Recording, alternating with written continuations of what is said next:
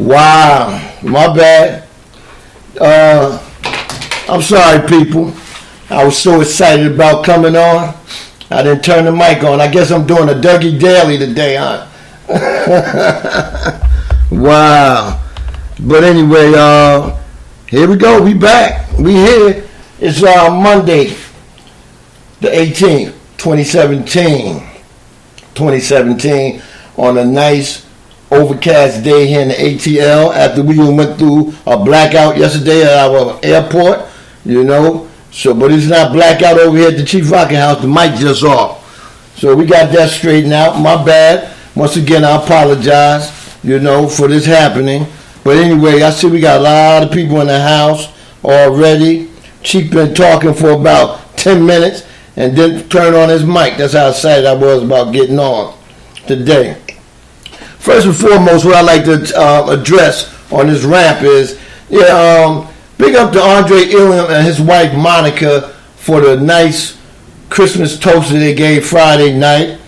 I seen a lot of people say they didn't get the invite, but it's like this. I've been trying to reach out to all the Stewies here in Atlanta to get together. Let's do something. But it seemed like after the TDSS 3, everybody want to go south. Nobody want to trade numbers. Nobody want to stay in touch. You know, it's like you living a private life. So when somebody gives something and it's talked about and it's a good affair, you can't talk about you wasn't invited because you didn't try to leave your potential. I'm quite sure if Andre had damn near everybody that lives here in Atlanta metro area, he would have invited you to come over to the toaster. So we got to do a better job in communication. We in the chat every day, 345 days out of the year. So, I mean, why not communicate and stay in touch? You know, so this is my thing, right? Until you show that we all have brotherly love, it ain't going to be no brotherly love, you know? And that's real. That's just like I invite people to come and do things with that Esquire affiliate at the house. You know, you get a couple of people. You don't get the whole squad. So we got to get better in communicating and do this. Because don't talk about it after the situation is over with, you know. But anyway, we're going to move on from that, man. We had a card game, right? And, you know, it's a big story about, you know, Chief always everybody topic of their shows. You know, cheat that, cheat that, cheat that. You know what? I don't give a damn, because you know why? As long as I got this microphone in front of me, I can always come back and rebuttal on whatever is said.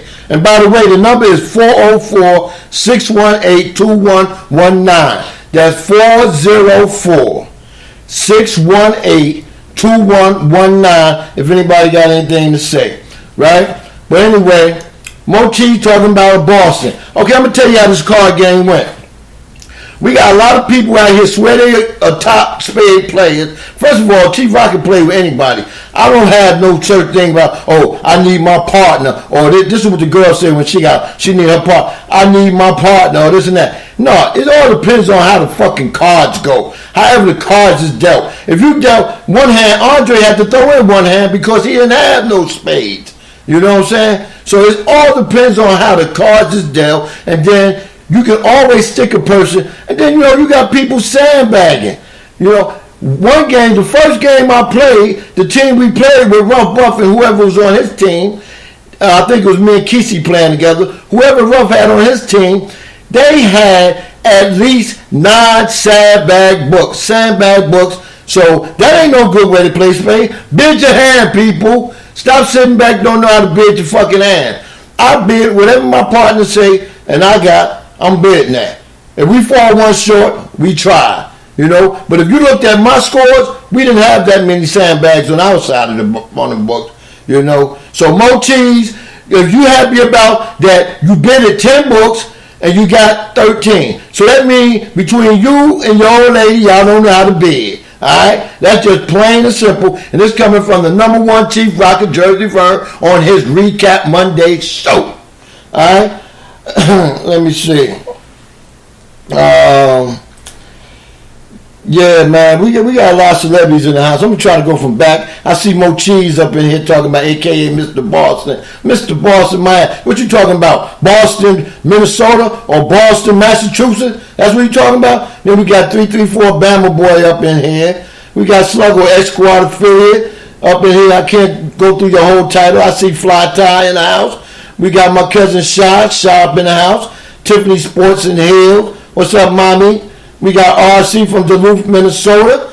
What up? We got the man of the hour, the man that had a nice toast at his house Christmas party. We got Andre Elam up in the house. What's up, Andre? Let me see who else. Somebody must have called Andre and told him that Mo Cheeks bragging about his little spade game. But then Mo Cheeks got knocked off by the host of the house. Next we got Holly Newsom in the house. What's up, mommy? We got Sid Galloway. Then we got DJ Queen up in the house. I seen Tiffany PNP X Squad affiliate up in the house. We got Tiffany Sports and Hill X Squad affiliate. Miss Mocha Bella, she's a lady, X Squad affiliate up in the house. We got DJ Nunu X Squad affiliate up in the house. We also got the Kicking It with Kesey up in the house. What's up, Kesey? Thank you for coming in. Let me see who else we got up in here. Ralph said, he said, Andre and I ran the table after Lucky Hand that was dealt to Mo Cheese came back and redeemed myself against Mo Cheeks and Wifey and sent them to JV table. We put Chief to sleep. Snoring. Maybe Angela get mad at Kesey and they left early. Okay. Big Apple Bastard said, Chief, I don't want. Wait, hold up. Big Apple Bastard said, Chief, I don't want to hear about somebody ran a Boston on you. Laugh out loud. Let's talk about how those Steelers. Well, hold up. How those Steelers got cheated or something other than cards you was dealt. Oh yeah, well, Big Apple Bastard, I got another hour and some minute ago. I'm gonna talk about all that. And welcome to the house, Big Apple Bastard. Also see that ninja from the Underground Railroad Show, Real Cash Ranger. Big Apple Bastard, Real Cash Ranger. I seen Denise Milk and Cookies, X Squad affiliate up in the house. Okay, yeah, we're gonna get on this football. Football was very strange yesterday. We had some strange playing games yesterday. Shit, man. You couldn't call it no better than veteran quarterbacks blowing games yesterday. You know, a lot of people going to say referee got a lot to do with it too. But at the end, if you still got a chance to win the game, you win the game. You know, you don't do no stupid ass mistake. And that's why I'm going to start right off with the Pittsburgh Steelers game. First and foremost, my title of the show is Jaguars Rams. Could that be the Super Bowl? It looks like it to me. A lot of y'all may dispute that, but I think they both can make the Super Bowl. Also seeing Mr. Harper X Squad affiliate up in here. Sensations up in here. I'm just scamming through once in a while. We got Big L X Squad affiliate up in here. We got Cool Sales, Rough Buff X Squad affiliate up in here. Yeah, man, I thank everybody for coming in. I'll probably see some other people as the show go along. But anyway, the Pittsburgh Steelers game. It was a good game, a very intense game. Pittsburgh had them. But see, this all falls back to me saying, if you don't know how to beat a team that's supposed to be the champs, if you don't know how to beat them, then why even get on the field, man? Pittsburgh had them beat. Pittsburgh had New England beat. The second half, it looked like a whole different Pittsburgh Steelers defense, right? I said the third quarter, Pittsburgh was still knocking them down. They took a lead. They had a lead probably about 13, right? Then next thing you know, they went 3 and out, and that's when Brady started. It seemed like the Super Bowl when they played the Falcons last year. It seemed like you give Brady another chance. When they went 3 and out and didn't run none of that clock down, they gave Brady a chance to operate. And that's what he did. The first time he came down and kicked the field goal. Second time they got the ball with Pittsburgh didn't run the clock down again, gave the ball up. Next time they came down the field, it looked like Gronkowski was open up the middle all fucking drive. They got 3 back-to-back plays to him straight up the middle. And this is what kills me. You know this man is hot. You know this man is 6'5". Why you got a 5'5" corner playing him? And all they did was fade the ball to him. They fade the ball to him on the 2-point conversion. And he looks down at the man like, you know, what the hell you doing on me? And see, that pisses me off due to the fact that, for one, I do not like New England. And I don't care what Greg will say, New England can never beat the Giants, so I'm not even worried about it. When we came to big time playing, they never beat us. So I can talk shit, you know. But anyway, how in the hell do you let that happen? Why wasn't it a safety or somebody moved on it? I would have put a linebacker on Gronk, because Gronk ain't the fastest motherfucker out here, and you're only on the goal line. All linebacker had to do was hit him at the line of scrimmage, and that would have threw the whole play off. I think that the defensive coordinator, whoever the defensive coordinator is of Pittsburgh, he blew that game at the end. He blew the game. And then, if you want to talk about the touchdown that was and was not, that was a big play. I think that took all the starch out of Pittsburgh after coming back down the field, man. Pittsburgh got some hella fine playmakers. But what gets me is, do they have the quarterback to continue to get it to the playmakers? Will Brown come back for the playoffs? You know, I heard he got a little tear in his calf. Will he come back for the playoff? So this is my thing. Uh-oh. We got a caller calling in. Let me see.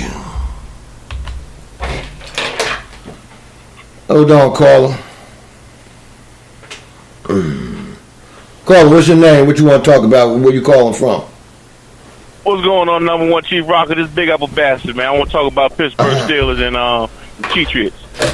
All right, caller, once again. What's your name? Where you calling from? What you want to talk about? Chief Rocker, this Big Apple Bastard. How you doing, brother? What's going on, Big Apple Bastard? Can you hear me, man? Oh, I hear you good, man. I hear you good. Hey, I want to stop you, man. You said something about the Pittsburgh Steelers defensive coordinator, blah, blah, blah, blah, blah. First of all, Pittsburgh was in the right defense because the first play of that drive, the defensive back dropped that darn interception. True that. True that. And you can't blame the Pittsburgh Steelers defensive coordinator for holding New England to 16 points for 56 minutes of the game. That's one hell of a job. But this is my thing, Jungle. This is my thing. And you're a Giant fan just like I'm a Giant fan. 56 minutes is not enough. Am I right? Chief Rocker. Well, hold on. I watched it too. I watched the whole game. Now, when that guy missed the interception. Yeah, go ahead. Let me talk, Chief Rocker. Okay, bro. You can talk, but can I correct you too at the same time? But let me get my point across before you stop me. Okay, go ahead, John. I noticed your show. But you gotta let me explain what